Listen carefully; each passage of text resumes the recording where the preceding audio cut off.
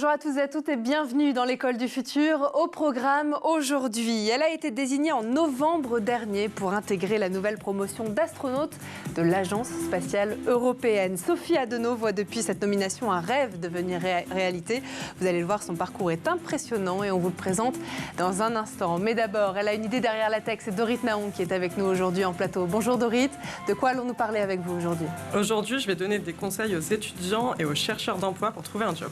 Et ben voilà. Et puis c'est en lien aussi avec le sujet du jour, la recherche d'emploi par les langues notamment. Une solution de mobilité virtuelle qui place les élèves en situation d'apprentissage immersif pour progresser à l'oral et s'ouvrir aux cultures des langues. Et oui, ça existe.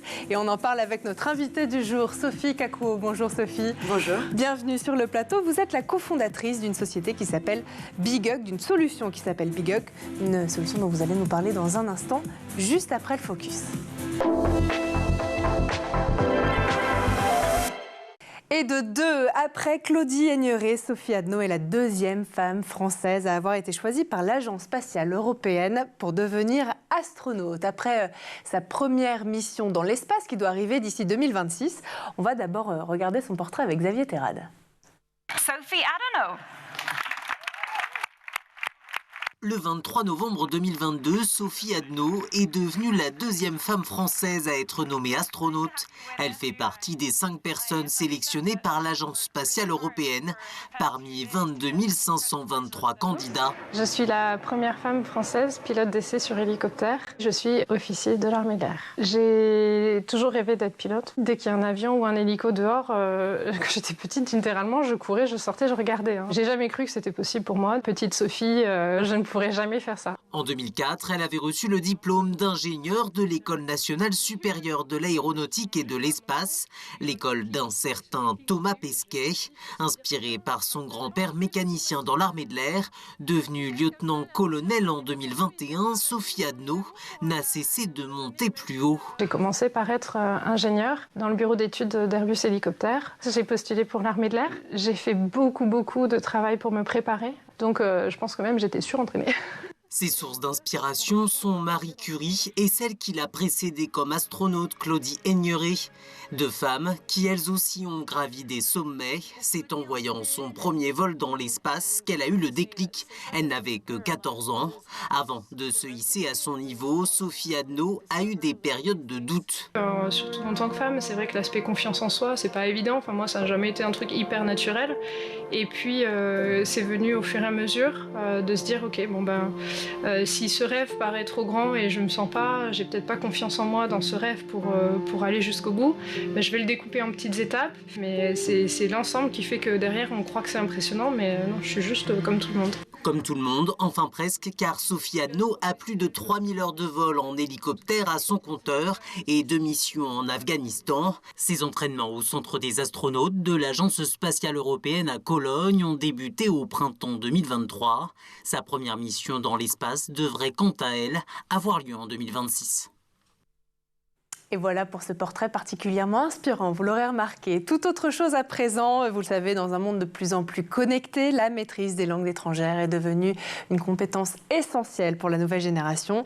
L'apprentissage des langues aussi, grâce au numérique, a émergé comme une nouvelle approche ludique, bienveillante et interactive aussi, vous allez le voir, qui offre aux jeunes la possibilité d'explorer, de maîtriser de nouvelles langues avec une facilité sans précédent. On en parle tout de suite dans la première partie du talk.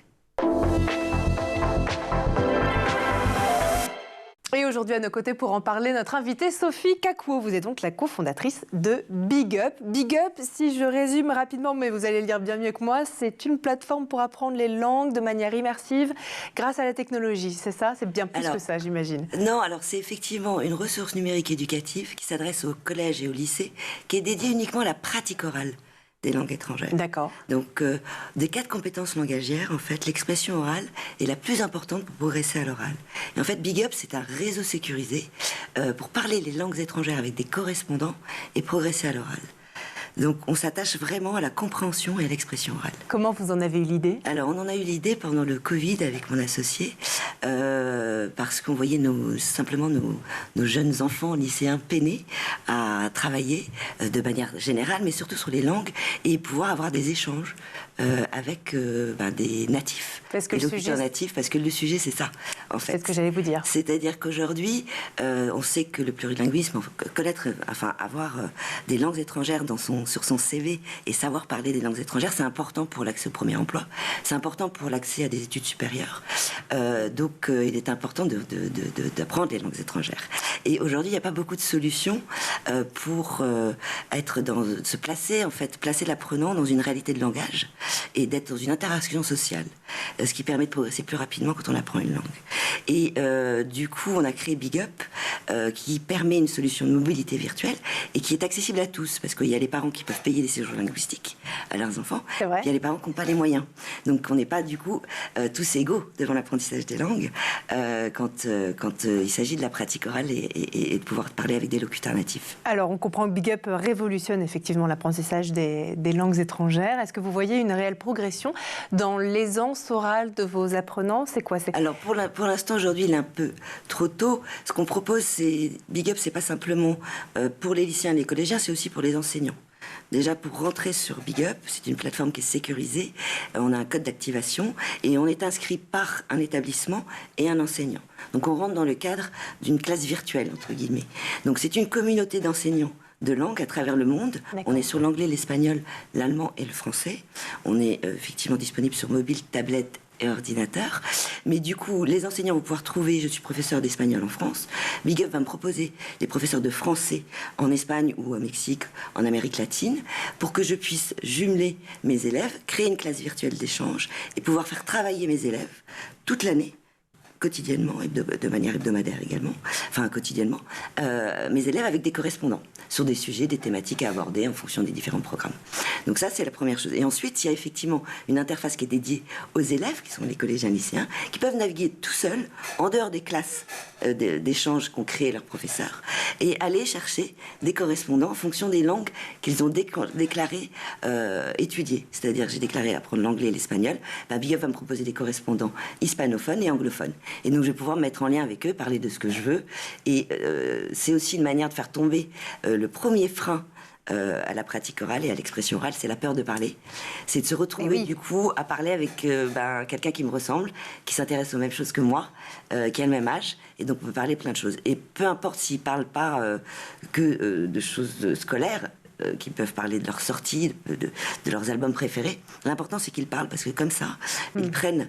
ils apprennent plus vite et ils progressent plus vite. Et surtout, les connaissances s'acquièrent et restent plus longtemps aussi dans le cerveau. Ça, c'est effectivement les neurosciences qui disent ça. C'est quand on place un apprenant dans l'interaction sociale fait que ce que vous allez apprendre dans une discussion, vous allez le retenir plus longtemps que ce que vous allez apprendre simplement en le lisant ou parce que vous allez apprendre une leçon. Ça veut dire que les étudiants, vos élèves collégiens et lycéens, vous le disiez, qui sont sur Big Up, parlent à d'autres correspondants de manière un peu comme en visio et ils s'appellent... On a développé en propre parce que c'est effectivement on a été soutenu par le ministère de l'Éducation nationale, ça c'est important. C'est vrai. On a développé en propre tous les outils conversationnels, c'est-à-dire les appels audio et vidéo et messagerie texte et audio pour pas faire appel à une solution open source ou tierce. Moins sécurisée sans doute aussi. Ils peuvent passer sur la plateforme sans que des données sensibles soient données, numéro de téléphone ou adresse mail. D'ailleurs, on ne collecte pas de numéro de téléphone, mais adresse mail, sans que des données sensibles soient données aux correspondants, donc qui restent sur les plateformes. Ils peuvent passer des appels vidéo et audio, envoyer des textes audio et des messages textes, et comme ça converser avec leur communauté. En fait, ils vont créer une communauté de correspondants. Donc, il ne va pas y avoir un seul correspondant. Ils vont avoir des correspondants anglais, espagnols, allemands, les anglais, pour les anglais, des correspondants français, espagnols, allemands, et pouvoir converser avec eux à loisir. Et puis, dans les espaces de travail, avec leurs enseignants, travailler dans les classes, avec évidemment des devoirs, entre guillemets, des travaux dirigés, des activités langagières dirigées par les enseignants. Parce que tout ceci est effectivement supervisé par les enseignants et c'est important de le rappeler. Comment ça veut dire comment, en tant qu'étudiante, je peux mesurer aujourd'hui les progrès que je fais sur Big Up? Est-ce que vous avez des tests de positionnement? Alors, on a des tests de positionnement adaptatifs à la demande, qui sont à la fois pour les enseignants pour juger du niveau de la classe et de la progression au long cours de l'année. Et puis, ces tests sont aussi à disposition des lycéens, des collégiens pour se tester à la demande et pour s'amuser à voir comment ils progressent. Mais bien évidemment, ils vont progresser avec Big Up, ils vont progresser aussi avec leurs enseignants parce que Big Up s'attache à l'expression orale, à la compréhension orale, puisqu'on a une revue de presse internationale avec des contenus qui sont très très courts, qui sont natifs. On a évidemment des contenus qui sont neutres et fiables, puisque ce sont essentiellement des contenus des agences de presse. Donc il n'y a pas de cours. Ce sont des contenus qui sont très très courts et tous les jours ils peuvent regarder des contenus sur l'actualité de la langue qu'ils étudient pour pouvoir se faire à l'oreille. Et à la compréhension orale. Et c'est important. Vous diriez aussi que justement l'immersion, le travail de l'oreille, les interactions orales, c'est ça la clé pour progresser dans une langue étrangère? Oui, c'est vraiment ça la clé. D'ailleurs, on le voit beaucoup en espagnol parce que quand on apprend l'espagnol, quand on se retrouve en Espagne ou quand on se retrouve devant un film espagnol, ça parle très très très vite. C'est vrai. Et donc en fait, il faut se confronter aussi à cette réalité de langage. Et c'est ce qui fait qu'on va effectivement apprendre et progresser plus facilement. Vous en êtes à quel stade de développement aujourd'hui chez Alors, Big Up? l'année dernière, on a fait une expérimentation auprès de 2500 lycéens et plus de 300 enseignants. Et aujourd'hui, on commercialise la solution. Donc, on la met en test sur les lycées qui veulent la tester pendant 3 mois. Et puis ensuite, on la commercialise. Voilà. Et vous nous disiez tout à l'heure que vous travaillez aussi avec le ministère de l'Éducation nationale, c'est ça? Alors, on travaille avec le ministère de l'Éducation nationale qui nous aide beaucoup, qui effectivement communique sur Big Up. Sur la ressource, parce que Big Up est comme un assistant en fait digital pour un enseignant de langue. Big Up s'utilise essentiellement en dehors des classes, puisqu'en fait la particularité de l'apprentissage des langues, c'est que effectivement les professeurs, ils ont peu d'heures de cours et ils ont beaucoup d'élèves. Donc travailler l'expression orale, ça relève du défi. Donc Big Up les intéresse énormément pour pouvoir travailler en dehors des heures de classe et demander justement aux élèves de correspondre et de converser avec des correspondants en dehors des heures de classe. La technologie, c'est aussi au cœur de votre développement, au cœur même de votre solution. Vous avez développé une intelligence artificielle au service de l'apprentissage des langues. Moi, je serais ravie d'en avoir plus, d'en savoir plus. Alors en fait, c'est vrai que même si nous, on a mis vraiment l'approche pédagogique de Big Up, c'est vraiment de mettre l'humain au cœur de la solution, de la ressource numérique. Mais on a une intelligence artificielle qui va travailler à mettre en relation en fonction des contenus vidéo que vous regardez, des sujets qui vous intéressent, on va vous mettre en relation avec des correspondants qui sont intéressés par les mêmes sujets. Parce qu'en fait, c'est bien de se dire, ils peuvent pouvoir se parler, mais c'est aussi bien de leur donner des sujets de conversation. Donc, voilà. C'est important. Donc, voilà. Donc les enseignants ont cette revue de presse qu'ils peuvent utiliser dans leurs activités langagières et donner comme point de départ de conversation. Mais les lycéens et les collégiens peuvent aussi, en fonction des sujets qui les intéressent et qu'ils likent sur la revue de presse, ça rentre dans leur profil. Et donc, il y a une intelligence artificielle qui va faire correspondre les différents élèves lycéens et collégiens du monde entier qui s'intéressent au même sujet. Les points de vue et les affinités. Voilà, les points de vue. C'est aussi le rôle du comité pédagogique que vous avez mis en place. Oui, on avait un comité scientifique qui était des neuroscientifiques, mais on avait un comité pédagogique composé d'enseignants de langue qui nous ont beaucoup aidés, d'ailleurs, sur le développement de la solution par rapport à l'usage, parce que les enseignants sont débordés, ils ont beaucoup d'outils, ils sont assez débordés, donc l'important c'était de leur proposer une solution qui soit absolument pas chronophage, qui leur permette de créer en 3 clics une classe d'échange, de converser très facilement avec un autre enseignant et de pouvoir donner très facilement, proposer des activités langagières très facilement à leurs élèves. Ça, c'était très important pour nous. Donc, on a beaucoup travaillé avec des enseignants là-dessus. Et c'est pour ça qu'on a aussi ajouté, d'ailleurs, les tests de positionnement pour pouvoir juger de la progression. Mais c'est un ensemble, parce que les tests de positionnement ne sont pas simplement sur l'expression orale. Il n'y a aucun test, aujourd'hui, à part humain, qui peut juger de votre niveau en expression orale. Donc, les tests de positionnement que nous avons sur la plateforme sont des tests qui sont globaux. Voilà, qui jugent de la progression globale, donc aussi du travail de l'enseignant, et puis des outils, aussi des manuels scolaires, parce qu'on travaille aussi en partenariat avec des éditeurs, comme les éditions Didier, pour le français langue étrangère à l'étranger. Donc voilà, donc c'est un tout. Voilà. Et puis alors, je voulais dire aussi qu'on est comme un réseau social, mais il n'y a pas de post, pas de commentaires sur Big Up. C'est-à-dire que vous avez une photo de profil, vous avez un nom, un prénom, on sait les langues que vous apprenez, on sait si vous êtes français et vous apprenez l'anglais et l'espagnol, mais il n'y a pas vous ne postez ni de contenu, ni ne commentez de profil. Les seuls contenus qui vont faire qu'on va s'intéresser à vos profils, c'est les contenus que vous likez sur la revue de presse et donc les sujets qui vous intéressent.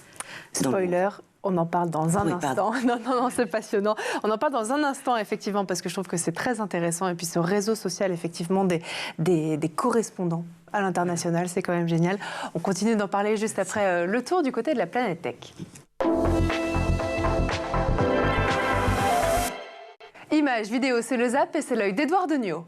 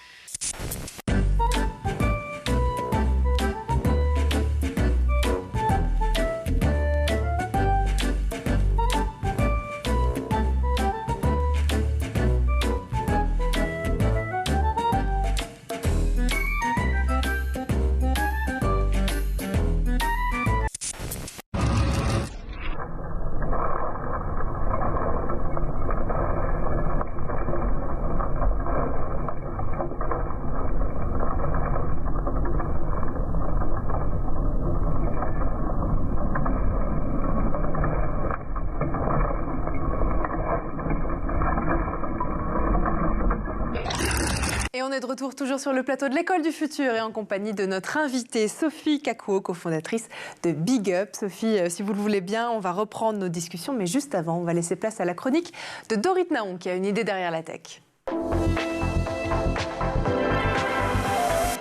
Dorit, on continue à parler éducation et étudiants avec vous puisque vous allez nous donner des conseils à ces étudiants et à ces chercheurs d'emploi qui nous écoutent. Oui, alors tout d'abord, innover, candidater en 2023, c'est plus envoyer des CV et attendre. C'est beaucoup plus que ça et on va le voir ensemble. Ensuite, on parle de réseautage, donc de créer son personal branding sur les réseaux. Et c'est comme ça que derrière, on devient remarqué et donc remarquable. Et puis ensuite, d'inverser la tendance, donc ne plus courtiser les entreprises, mais d'être courtisé par les entreprises. On appelle ça aussi le choix du roi. Et en tant que chercheur d'emploi, c'est magique. Alors, quelles sont les plus grandes erreurs que font actuellement les candidats quand ils cherchent un emploi? Tout miser justement sur les job boards habituels, les sites qu'on connaît, Indeed, Pôle emploi, Monster, ou aussi voir LinkedIn comme une CV tech, donc se contenter de poster son CV. Non, LinkedIn, c'est beaucoup plus que ça. LinkedIn, ça s'exploite par la création de contenu, l'optimisation de profil. Je vais donner quelques tips juste après. Et en fait, c'est ça l'idée, je le répète, c'est que grâce à son personal branding sur LinkedIn, qui est le réseau professionnel par excellence, on est courtisé, on ne court plus derrière les boîtes. C'est génial. Alors justement, comment on fait pour puiser toutes ces ressources que nous offre LinkedIn pour rechercher un emploi? On en vient justement à l'optimisation du profil. Votre profil en tant que chercheur d'emploi, c'est votre page de vente. Ça va servir à vraiment convertir l'employeur qui va aller sur votre profil. Il faut que ça soit très clair, très lisible. C'est quoi vos compétences? C'est quoi votre offre de service? Qu'est-ce que vous avez à proposer? On dit aujourd'hui qu'un employeur lit un CV en 30 secondes. C'est exactement la même chose pour le profil LinkedIn. Il n'a pas le temps. Donc il faut déjà que ça soit très très clair. Donc très techniquement, vous faites une bannière où vous mettez en fait une phrase qui commence par je plus phrase d'action, verbe d'action, qui décrit tout simplement en fait votre domaine d'expertise. Je donne un exemple très clair. Par exemple, vous êtes graphiste, vous mettez je fais rayonner la charte graphique de votre entreprise. Vous faites la même chose, par exemple, si vous cherchez un job dans la communication, je fais rayonner votre communication digitale. Et là, tout de suite, on comprend en fait. Donc voilà, expliquer ses compétences, c'est très très important.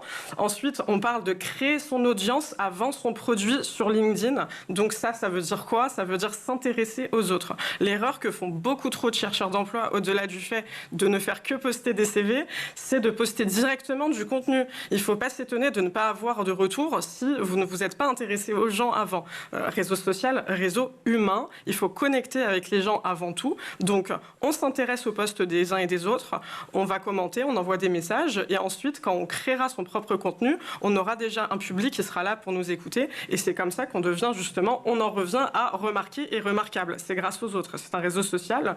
Donc on crée quoi comme type de contenu une fois qu'on a une audience? On crée du contenu storytelling. Le storytelling, c'est quoi? C'est du contenu émotionnel. Donc on va faire partie, on va faire part de ces histoires de vie en fait. Voilà, on va raconter ses échecs, ses réussites, ses valeurs, et c'est ça qui va donner envie à un employeur de bosser avec nous. C'est finalement qui on est avant tout. Donc l'authenticité, finalement, accepter de se fermer aussi les mauvaises portes et de s'ouvrir les bonnes portes. C'est hyper important de faire cette concession-là sur LinkedIn. La plus grande difficulté des chercheurs d'emploi aujourd'hui, c'est quoi, Dorit? Alors, c'est finalement les injonctions des proches, les c'est pour quand, hyper oppressants, les conseils non sollicités. Donc, ça part souvent d'une bonne intention, mais ça angoisse finalement plus qu'autre chose. Le fait de se comparer aussi, style, voilà, tous mes potes ont un job, pourquoi moi ça marche pas? Donc, beaucoup de pression, beaucoup de frustration aussi à cause des mails de refus automatiques ou pas de réponse, et aussi la remise en question. Toujours, voilà. Alors Dorit, vous-même, vous avez un vécu personnel assez compliqué dans vos recherches d'emploi. En même temps, votre parcours peut donner aussi beaucoup d'espoir à des chercheurs d'emploi qui peuvent nous regarder aujourd'hui et qui doutent. Pouvez-vous nous en dire un peu plus? Oui, bien sûr. Alors, moi, j'ai pas de diplôme, j'ai que des expériences de job alimentaire et pourtant, aujourd'hui, j'arrive à faire certaines choses que j'aurais jamais pensé dans ma vie en être là. Donc ça, c'est grâce à la puissance justement du personal branding. C'est ce que je voudrais dire aux gens qui nous écoutent, c'est de vraiment investir LinkedIn pour montrer qui ils sont en termes d'authenticité. Et c'est ça, finalement, votre valeur ajoutée, c'est que l'employeur ne demandera pas votre CV. Moi, j'ai eu plus de 200 propositions d'emploi grâce à ma création de contenu LinkedIn. Il y a dû en avoir 2 qui m'ont demandé mon CV. Donc, on vient vous chercher pour votre personnalité. Donc, soyez vous-même à fond. Et je le répète, c'est extrêmement important. Acceptez de vous fermer les mauvaises portes. Vous vous ouvrirez les bonnes portes, celles qui vous ressemblent. Parce qu'on va bosser de 9h à 17h, voire plus, quand on est surengagé. Il faut qu'on soit bien, en fait, dans son job. Donc, ça ne sert à rien de jouer un rôle. Et ça passe aussi par sa création de contenu. C'est sa vitrine. Il faut se montrer tel qu'on est, ça ne sert à rien. Vous le disiez, être bien dans son job, on parle beaucoup de santé mentale chez les salariés, vous en avez parlé dans d'autres chroniques aussi, on parle aussi de santé mentale chez les chercheurs d'emploi. Pourquoi et comment se protéger alors ? Alors, comment se protéger? Donc, moi, ce que j'ai envie de vous dire, c'est qu'en fait, la recherche d'emploi, c'est un job à temps plein. Donc, voilà, moi, techniquement, je considère que j'ai fait un burn-out aussi pendant ma recherche d'emploi. Et c'est un vrai sujet. C'est-à-dire qu'on se met une telle pression, on se dit, voilà, j'y arrive pas, ou alors je suis en fin de droit au chômage, ou quoi que ce soit.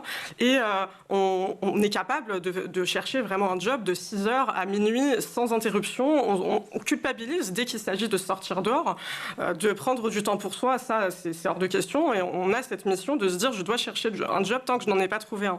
Donc, finalement, moi, ce que je vais préconiser, c'est de mettre en place un vrai droit à la déconnexion, en fait, de s'obliger à faire ça, de se mettre vraiment des plages de recherche de job, de se dire, voilà, vraiment, je me fixe ça, de 8h à midi, j'y vais à fond, je relance, je fais tout. Et là, par contre, je break l'après-midi. Et on sera beaucoup plus efficace comme ça, parce que finalement, quand on passe des entretiens, chaque entretien est essentiel et très important. On doit mettre la même énergie, la même envie. Et si l'employeur sent qu'on est fatigué, qu'on est fébrile, ça ne fonctionnera pas. Donc, oui, c'est du temps que vous ne consacrerez pas à votre recherche d'emploi, mais c'est du temps de qualité que vous pourrez mettre ailleurs pour vos entretiens et même vous, pour votre santé mentale. Et ça, c'est hyper important. C'est un conseil, effectivement, que vous donnez aux candidats. Il y en a un autre, je crois, sur leur réputation sur Internet. Comment ils peuvent contrôler ça et surtout de quoi on parle? On parle de e-réputation, on parle du fait que les recruteurs googlent votre nom, et ça c'est une réalité, donc c'est très important de faire une veille, de vérifier ce qui se dit de nous. Donc petite anecdote, moi j'avais mon profil Badoo il y a 10 ans qui ressortait quand on tapait Dorit Naon, donc on va éviter ce genre de choses. Donc ça peut être ça peut être pire, ça peut être des forums créés contre vous ou quoi que ce soit, des choses vraiment négatives qui peuvent porter préjudice à votre image. Donc vraiment faire très attention à ça et taper son nom sur Google de temps en temps pour voir ce qui se dit. Et la solution, si jamais vous trouvez des choses qui sont compromettantes, vous contactez tout simplement l'administrateur du site en question qui pourra supprimer les données. Merci beaucoup, en tout cas, Dorit, pour cette chronique. Et puis, nous, on va lancer la deuxième partie du talk. On retourne voir Big Up. Une sorte d'assistant numérique pour stimuler la pratique orale de vos élèves. Est-il là le futur de l'apprentissage des langues étrangères? On en est assez convaincus. On continue d'en parler avec Sophie Kakuo, cofondatrice de Big Up. Big Up, on en parlait et on va faire le lien aussi avec la chronique de Dorit. Le plurilinguisme est un facteur clé de mobilité socio-économique pour les chercheurs d'emploi. J'ai lu sur votre site internet que vous étiez notamment en train de développer une fonctionnalité d'accompagnement à la création d'un réseau professionnel international pour les jeunes, c'est ça? Alors, en fait, non, l'idée de Big Up au départ, c'est que nos lycéens deviennent des étudiants, et que derrière ces étudiants puissent être formateurs aussi, formateurs auprès de professionnels qui ont besoin de monter en compétences en expression orale et en compréhension orale. Donc l'idée, c'est de se dire que ces étudiants, c'est vraiment d'accompagner en fait le parcours de l'apprentissage des langues tout au long d'une vie, et aussi des étudiants qui sont souvent en précarité, de pouvoir les connecter en fonction, en réciprocité études métiers, c'est-à-dire je fais des études de marketing, communication, je vais pouvoir peut-être former, donner des heures de pratique orale et d'expression et de compréhension orale à un chef de produit, à un métier, ou à quelqu'un qui est dans les métiers que j'étudie. Voilà. Et donc c'est créer un cercle vertueux et en plus gagner de l'argent pour cela. Donc voilà, ça on est vraiment au tout début, donc on va d'abord créer le réseau étudiant et puis ensuite voilà. C'est la prochaine brique que vous êtes en train de monter. Exactement. Bon, Sophie, plus de la moitié des élèves de 3e n'avaient pas le niveau requis en anglais en 2022 selon les tests Evalang. Et qu'est-ce qu'on a fait pour en arriver là? C'est quoi? C'est la faute aux classes qui sont surchargées et qui du coup ne permettent pas la pratique orale en classe? Alors c'est vrai que nos classes par rapport à l'Allemagne par exemple, c'est vrai que les Allemands sont très très bons en anglais. Ils ont effectivement beaucoup moins d'élèves. Ils ont aussi une totale indépendance dans les outils qu'ils utilisent. Donc le sujet, ce serait la liberté pédagogique. Il y a un sujet de liberté pédagogique, il y a plusieurs sujets, donc je ne suis pas très à l'aise de me poser à juger, mais c'est vrai qu'effectivement en France, en Espagne, dans les autres pays d'Europe, à peine un quart des élèves qui arrivent au lycée atteignent le niveau requis en langue étrangère. Ah oui. Et c'est vrai que si on leur donne aussi la possibilité de pouvoir pratiquer les langues, pratiquer en espagnol, enfin vraiment pratiquer les langues avec des correspondants, ça peut les aider à progresser plus vite. Est-ce que vous faites effectivement le constat aussi, et ça rejoint ce que vous dites, je pense que l'école française aujourd'hui n'est pas assez ouverte sur l'international. Peut-être qu'on n'envoie pas, par faute de moyens sans doute, assez les élèves dans des pays étrangers. Alors on a le programme Erasmus, quand même un programme extraordinaire, hein, mais c'est vrai que c'est pas pour tous. C'est-à-dire que donc, en fait, c'est effectivement... Alors, c'est accessible à tous, mais tous ne le font pas. Je pense que les professeurs, d'abord, sont débordés. Il y a peu d'heures de cours sur les langues étrangères, quand même. Ouais. Effectivement, les classes sont assez surchargées. Et donc, on sait que la pratique orale, elle est très importante dans la montée en compétences sur l'apprentissage d'une langue. Et donc, c'est ça qu'il faut... Alors, ce qui est génial, c'est que maintenant, il y a la possibilité de pouvoir avoir accès à des ressources comme la nôtre et d'autres qui vont pouvoir aussi donner un peu de souplesse et un peu de... aux enseignants, enfin, leur donner des outils qui vont les aider, quoi. Oui. Voilà, pour pouvoir aussi accompagner leurs élèves au mieux dans l'apprentissage des langues. Comment on fait pour aider, je pense notamment aux parents qui nous regardent peut-être à la maison, pour soutenir l'apprentissage des langues de nos enfants? Est-ce que c'est leur parler justement dans une langue étrangère à l'oral à la maison? Est-ce que c'est lire l'actualité en anglais avec votre revue de presse?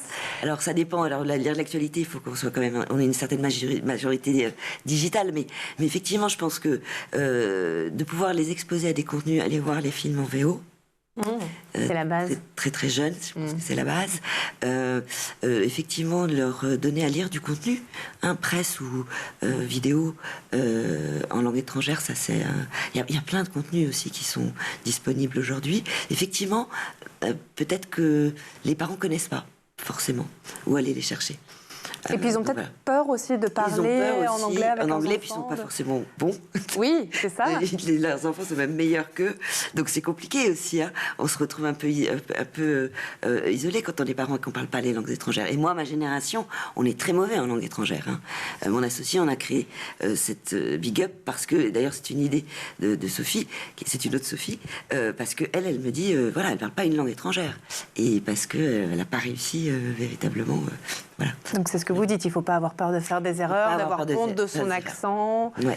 Il y a encore un peu de travail là-dessus à faire. Bon, qu'est-ce qu'on peut vous souhaiter pour ces prochains mois? Est-ce qu'il y a de grands projets? On a parlé de ce réseau professionnel que vous êtes en train de monter. Oui, non, mais c'est surtout que Big Up puisse avoir une communauté de plus en plus large. On a ouvert au collège, parce qu'on a eu beaucoup de demandes des enseignants de collège. Et je pense que c'est important, effectivement, le collège, avant aussi les années lycée. Donc voilà, nous souhaiter on a vraiment une communauté à travers le monde entier, parce qu'on est sur des territoires de langue. Donc on est sur des anglophones, des francophones, des germanophones et des hispanophones. Donc on a des Mexicains, des Argentins, des Américains, des Irlandais, des Anglais, des Français, des Belges. Enfin, on a beaucoup. On fait rentrer aussi des Suédois qui sont très très bons. Parce que, alors je voulais aussi dire ça, Big Up, il y a des enseignants qui l'utilisent de différentes manières. Il y a des enseignants qui vont l'utiliser avec leurs élèves et leur demander leurs élèves de travailler en dehors des classes. Il y a des enseignants qui simplement le mettent à disposition de leurs élèves. Et puis il y a des enseignants qui même font des classes d'échange avec un autre enseignant, avec la seule donnée commune qui est la langue qu'ils enseignent. C'est-à-dire des Suédois qui apprennent l'anglais, des Français qui apprennent l'anglais. Et ils mettent... Alchimie. Voilà, alchimie. Donc en fait, les Suédois et les Français n'ont qu'une langue pour échanger, c'est l'anglais. Et ça change tout. Et pourtant, il n'y a pas de natif. Donc voilà, il y a plein de manières d'utiliser Big Up. Merci beaucoup. En tout cas, vous l'aurez compris, j'imagine, en regardant et en écoutant cette émission et l'interview de Sophie, construire une communauté européenne de professeurs de langues étrangères, de lycéens, de collégiens européens aussi. Voilà ce qu'a réalisé notre invité du jour. Ça s'appelle Big Up. On peut vous retrouver sur Internet? Oui, bigup.com. Et ben voilà, Sophie Kakuo, cofondatrice de Big Up. Merci d'avoir été avec nous. Revenez quand vous voulez, donnez-nous des nouvelles. Merci, aussi. Merci à vous. Merci aussi à vous, Dorit Naon, d'avoir été notre chroniqueuse du jour. Merci à vous de nous avoir suivis. Et puis nous, on se retrouve dès demain dans l'École du Futur. Bonne journée.